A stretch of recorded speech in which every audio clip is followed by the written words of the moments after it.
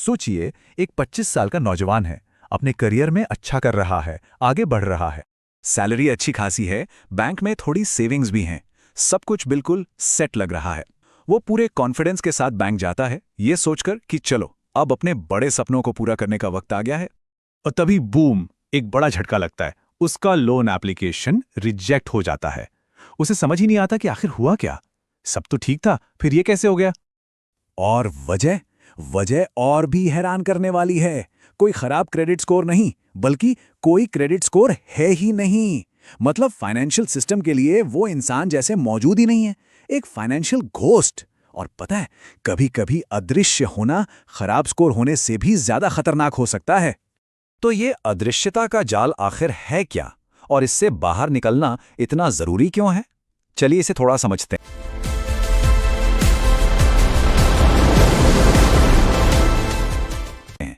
अगर किसी की क्रेडिट रिपोर्ट पर NA या NH लिखा है, तो इसका मतलब ये नहीं कि कुछ गड़बड़ है।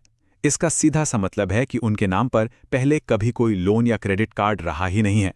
सिस्टम के लिए वो एक नए खिलाड़ी हैं, जिनका कोई ट्रैक रिकॉर्ड नहीं है। लेकिन यहीं पर असली बात आती है। बैंक उस चीज पर भरोसा करने से कतराते हैं जिसे वो नाप नहीं सकते। बिना किसी पिछले डेटा के उन्हें कैसे पता चलेगा कि कोई भरोसे के लायक है या नहीं? ये तो वैसा ही हुआ ना, जैसे किसी अनजान को पैसे उधार देने में डर लगता है। तो इस अदृश्यता से बाहर कैसे निकलें?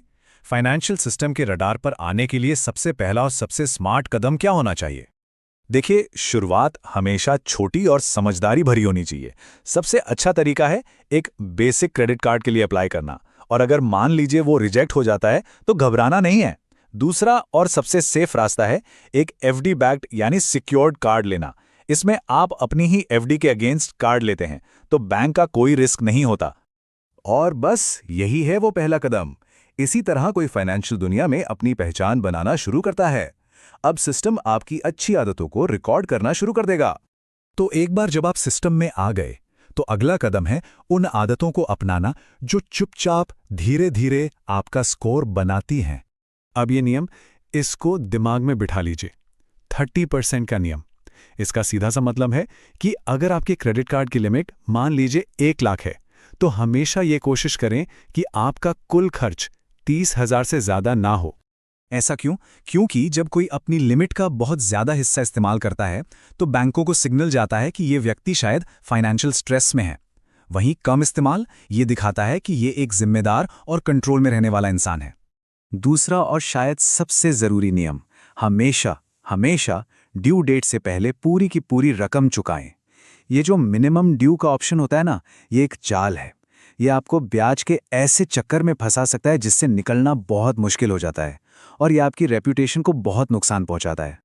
एक बात याद रखना बहुत जरूरी है, अच्छा क्रेडिट स्कोर बनाना 100 मीटर की दौड़ नहीं है। ये एक मैराथन है। इसमें वक्त लगता है, सब्र चाहिए, और अनुशासन तो चाहिए ही चाहिए। देखिए, इसका कोई शॉर्टकट नहीं है। पहले महीने से ही अपनी आदतों पर नजर रखना शुरू कीजिए। करीब 6 महीने जब आप लगातार अच्छी आदतें बनाए रखेंगे, तब आपका स्कोर बनना शुरू होगा। और 12 महीने के अनुशासन के बाद एक बहुत मजबूत नींव तैयार हो जाएगी, जिस पर आपका पूरा फाइनेंशियल भविष्य टिकेगा। चले, अब उन आम गलतियों की बात करते हैं जो महीनों की मेहनत को एक झटके में खत्म कर सकती हैं। तो वो कौन सी सबसे बड़ी गलतियां हैं जो लोग अपनी फाइनेंशियल सफर की शुरुआत में अक्सर कर बैठते हैं, और जिनसे बचना बहुत बहुत जरूरी है? ये कुछ सबसे कॉमन गलतियां हैं। कार्ड को पूरा का पूरा इस्तेमाल कर लेना, सिर्फ मिनिमम पेमेंट करना, एक भी पेमेंट की तारीख भूल जाना, या फिर घबराहट में एक साथ कई सारे कार्ड्स के लिए अप्लाई कर देना। और हाँ, अपना सबसे पहला कार्ड कभी जल्दी बंद मत करना, और उसे कभी किसी और को इस्तेमाल के लिए तो बिल्कुल मत देना। याद रखिए, एक छोटी सी लापरवाही आपकी सारी मेहनत पर पानी फेर सकती है। तो इन सब बातों का, इस सारे अनुशासन का आखिरी मकसद क्या है?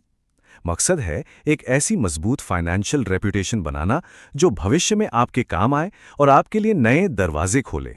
इस बात को हमेशा याद रखिएगा, सिबिल स्कोर किसी एक बड़ी खरीदारी से नहीं बनता। ये हर महीने के छोटे छोटे डिसिप्लिन फैसलों से, टाइम पर किए गए पेमेंट से धीरे धीरे और चुपचाप बनता है। और इस अनुशासन का इनाम एक मजबूत फाइनेंशियल रेपुटेशन, जिसकी वजह से भविष्य में लोन कम ब्याज पर मिलते हैं, एप्लीकेशन जल्दी अप्रूव होते हैं, और जिंदगी के बड़े मौके आसानी से आपके सामने आते हैं। तो अंत में चॉइस बहुत सीधी है। क्या आज फाइनेंशियल सिस्टम के लिए अदृश्य रहना है, या कल के लिए एक शक्तिशाली प्रतिष्ठा की नींव आज से ही बनानी है? फैसला आपके हाथ में है।